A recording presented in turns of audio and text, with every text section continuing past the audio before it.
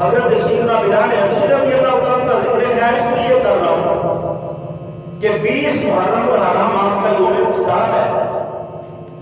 آپ کا جو وصال مبارک ہے، آپ کی وفات ہے، وہ 20 محرم الحرام کو ہے. تو خالق کائنات نے ہمیں یہ توفیق عطا فرمائی کہ اس بابرکت مہینے میں جہاں پہ ہم شہداء کا ذکر کر رہے ہیں، وہیں پر ہم عاشقوں کے امام کا ذکر بھی کر رہے ہیں. حضرت سیدنا بلال حبشی رضی اللہ عنہ عاشقوں کے امام ہیں، اس لیے کہ ہر بندے نے عشق کے اندر اپنی اپنی آزمائش ہوتی ہے، لیکن جن امتحانات سے حضرت بلال گزرے ہیں کوئی اور نہیں گزرا.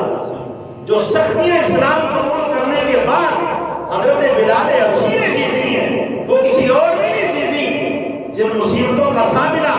حضرت بلال حبشی نے کیا ہے، کسی اور نے نہیں کیا. اس لیے یہ کوئی عام امام نہیں کہ سب عاشقوں کے امام بنے ہوئے ہیں. ہم اس لیے ان کو عاشقوں کا امام کہتے ہیں کہ انہوں نے ہر مصیبت کا سامنا کیا. جیسا کہ ہم پڑھتے اور سنتے رہتے ہیں، وہ کون سا شخص ہے کہ جس کے سینے پر بارک پتھر ہو، نیچے تپتی ہوئی ریت ہو، ہاتھوں کے اندر میخیں گاڑ کر بازو پھیلا دیے گئے ہو، جلاد کو سینے پر بٹھا دیا گیا ہو اور کہا جائے آہد نہ کہو، تمہیں چھوڑ دیا جائے گا. تو یہ بلال کہتا ہے جان جاتی ہے تو چلی جائے، نہ خدا کا دامن ہاتھ سے جائے گا نہ مصطفیٰ کا دامن ہاتھ سے جائے گا. اس کو بلال کہتے ہیں. یہ عشق کی منظر پر ایسے فائز نہیں ہوئے، یہ اتنے بڑے مقام پر ایسے نہیں پہنچے کہ جب حرم کعبہ کے اندر موجود ہے، اللہ نے نماز کا حکم دے دیا نماز پڑھو، تو اس کے لیے اذان و سنت موقع ٹھہری. اے سونا محبوب، اب وقت آ گیا ہے کہ حضرت بلال کو چھت پر کھڑا کر دو. لوگ دیکھیں، کائنات والے دیکھیں کہ جس کو کل تک غلام سمجھا جاتا تھا، جس کو کل تک حقیر جانا جاتا تھا، جس کا رنگ کالا دیکھ کر کوئی بات کرنا پسند نہیں کرتا تھا، ارے بارگاہ مصطفی کا یہ کمال ہے، نسبت مصطفیٰ کا یہ کمال ہے کہ پیارا محبوب آج ان کو چھت پر کھڑا کر دو.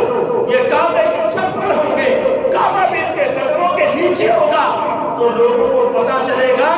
کہ جب تک بکے نہ تھے تو کوئی پوچھتا نہ تھا. سونا محبوب آپ نے خرید کر ہمیں انمول کر دیا. سبحان اللہ. کائنات والوں کو پتا چل جائے کہ پیارے مصطفیٰ کریم علیہ السلام کی غلامی میں جب کوئی بکتا ہے پھر اس کا مول ایسا بڑھتا ہے، اللہ دنیا میں بھی عزتیں عطا کرتا ہے اور قبر میں بھی عزتیں عطا کرے گا، اور اللہ رب العزت حشر میں بھی عزت عطا فرمائے گا. یہ نسبت مصطفیٰ کا کمال ہے. حضور نبی کریم صلی اللہ علیہ وسلم کے پیارے غلام حضور علیہ السلام کی بارگاہ میں ایک غلامی کی زندگی بسر کرتے کرتے حاضر ہوئے، تو لوگوں نے اپنی طرف سے یہ سمجھنا شروع کر دیا کہ شاید یہ لوگ ایسے ہی زندگی بسر کر رہے ہیں، یہ تو غلام ہیں، یہ غلام ہی رہیں گے. لیکن حضرت سیدنا ابوبکر صدیق رضی اللہ عنہ آپ نے لوگوں کو بتایا، لوگوں جان دو یہ خریدا میں نے پیش میں نے پیارے مصطفیٰ کی بارگاہ میں کیا ہے، لیکن یہ غلام کتنا اچھا غلام ہے کہ اس کی خریداری کے اندر میرے آقا فرماتے ہیں ابوبکر میرا بھی حصہ شامل کر دو. یہ غلام کتنا اعلیٰ غلام ہے کہ حضور خواہش مند ہے کہ اے ابوبکر اس کی خریداری کے اندر جو رقم لگائی ہے اس میں میرا بھی حصہ شامل کر دو. عرض کیا یا رسول اللہ ابوبکر بھی آپ کا ہے، ابوبکر کا مال بھی آپ کا ہے. سبحان اللہ. محبت کا تقاضا. تو حضور نبی کریم صلی اللہ علیہ وسلم نے جب صحابہ اکرام علیہ رضوان کو قریب بٹھانا شروع کیا، جب لوگوں نے نماز کے بعد ملنا ملاقات کرنا دست شفقت عطا فرمانا، کسی نے بوسہ لینا تو ہاتھ آگے کر دینا، کسی نے قدم چومنے چاہے تو چومنے دینا، کسی نے سینے لگنا چاہا تو لگنے دینا. اب کفار مکہ کیا کہتے تھے؟ کفار مکہ کہتے تھے کہ اے لوگوں جا کے محمد عربی سے کہنا صلی اللہ علیہ وسلم، اپنے آقا سے جا کر کہنا کہ اگر تم یہ چاہتے ہو نا ہم کلمہ پڑھ لیں. جو مکے کے سردار تھے وہ کہتے ہیں اپنے معمول سے جا کر کہہ دینا کہ اگر وہ چاہتے ہیں نا کہ ہم ان کا کلمہ پڑھ لیں تو ہماری شان کے لائق نہیں ہے غریبوں کے اندر جا کر بیٹھے، ہماری شان کے لائق نہیں ہے کہ غلاموں میں آ کر بیٹھے. اگر آپ ان کو پاس بٹھانا ہی چاہتے ہیں تو ہم منع نہیں کرتے، لیکن آپ اگر ہمیں کلمہ پڑھانا چاہتے ہیں تو اس کے لیے آپ کو اہتمام یہ کرنا ہوگا کہ ان کی نشست الگ ہوگی، جب یہ بیٹھیں گے ہم نہیں بیٹھیں گے، جب ہم بیٹھے ہوئے ہوں گے تو یہ نہیں بیٹھیں گے۔ اب ان لوگوں نے یہ شرط رکھی، آج کا کوئی مولوی ہوتا تو کہتا ہے چوری صاحب نے کروں مان جڑا دانے دانا ہے، چوری صاحب عید دے 5000 روپیہ 2000 روپیہ بھی دے دیں تو یار ماڑی گل وہ ماڑا بندہ ناراض ہوتا ہے بات تو ترلا منت کر کے منانا گا، لیکن چوری صاحب ناراض نہیں ہونے چاہیے۔ ابھی میں کل پرسوں جنازے پر گیا گجرانوالہ، گرمی کی شدت بات کے سامنے میں گفتگو کر ہی رہا تھا تو وہاں پر ایک بڑے معروف ہیں شخصیت کو اللہ کے موجودہ اہمیت بھی ہیں، مجھے اس سے کوئی سروکار نہیں ہے کہ کوئی کس جو ہے وہ شعبے کے ساتھ تعلق رکھتا ہے، کون سے منصب پر فائز ہے، مجھے اتنا پتہ ہے جو ممبر مجھے مصطفیٰ نے عطا کیا اس کی عزت سب سے اعلیٰ ہے۔ وہ بولا کہ آپ جلدی کریں گرمی بڑی، میں کہا کہ بس یہ آخری بات رس کرنے لگا ہوں اور اس کے بعد پھر انشاءاللہ نماز جنازہ ہوگا۔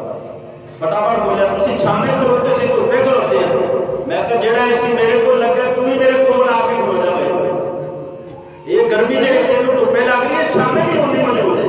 پریشان نہ ہو۔ بعد میں میرے رشتہ دار میرے برادری والے کہنے لگے چوری صاحب سامنے کی کرتے ہیں، میں کہا چودھری کہا کہ جس مسئلے پہ میں کھلوتا پھر میں چودھری ہوں، یہ دین مجھے کسی اور نے نہیں میرے مصطفیٰ نے عطا فرمایا، میرا رب نے عطا کیا ہے، یہ عزت کسی اور کی دی ہوئی نہیں، یہ عزت مصطفیٰ اور خدا کی دی ہوئی ہے۔ تو میرے لیے سب سے بڑا اعزاز یہ ہے کہ میں کسی اور کا غلام نہیں، میں پیارے مصطفیٰ کا غلام ہوں۔ سبحان اللہ۔ ہم کیا سمجھیں کہ چودھری کیا ہے، وڈیرا کیا ہے، پی ایم میں کیا ہے؟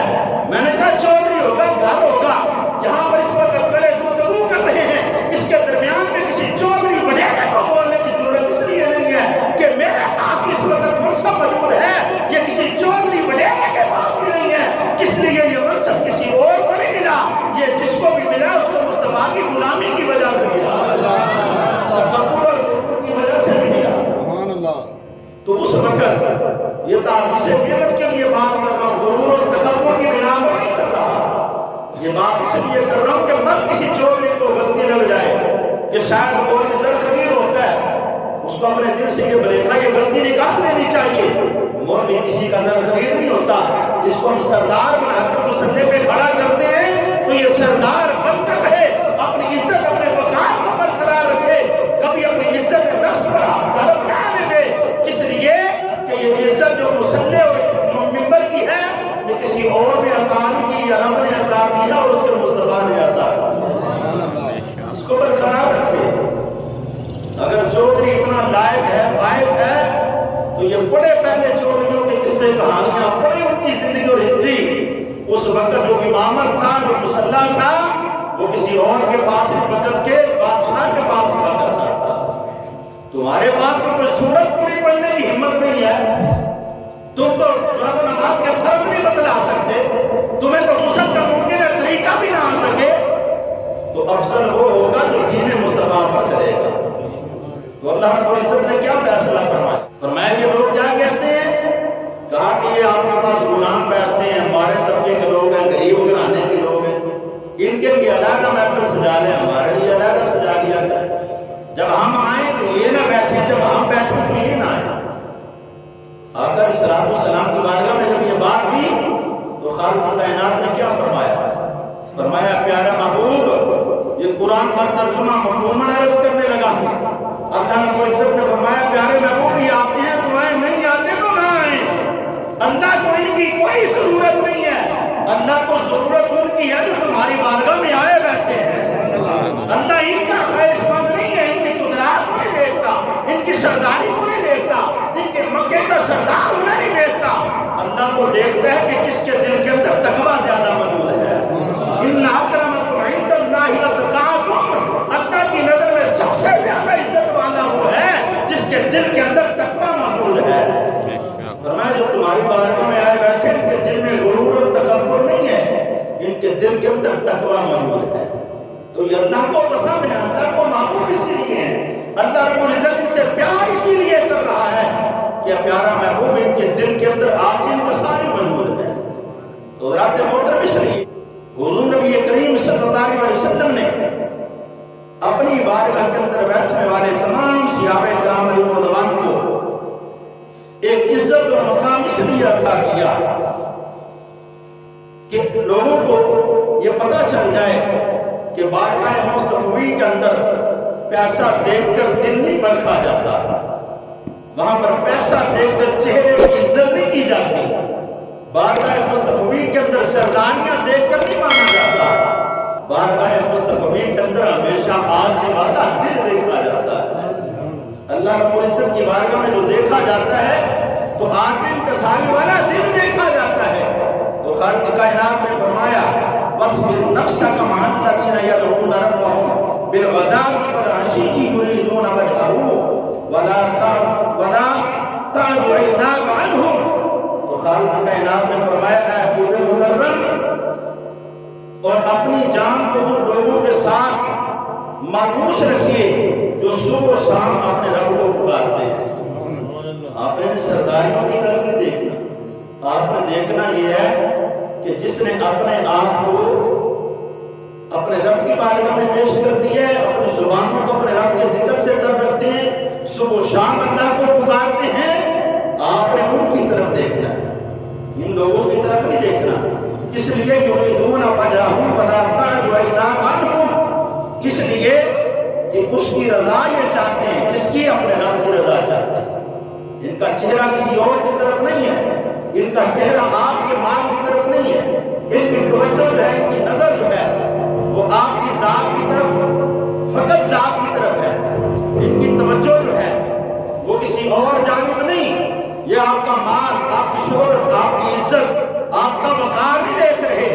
یہ دیکھ رہے ہیں تو فقط یہ دیکھ رہے ہیں کہ اس کو اللہ نے سچا نبی بنا کر بھیجا، یہ اللہ کا چہرہ دیکھ رہے ہیں، یہ اللہ رب العزت کی رضا چاہ رہے ہیں۔ تو حضرات محترم، اس لیے حضرت سیدنا بلال حبشی رضی اللہ تعالیٰ عنہ آپ کو نبی کریم صلی اللہ علیہ وسلم کی بارگاہ کے اندر ایک خاص اہمیت حاصل ہے۔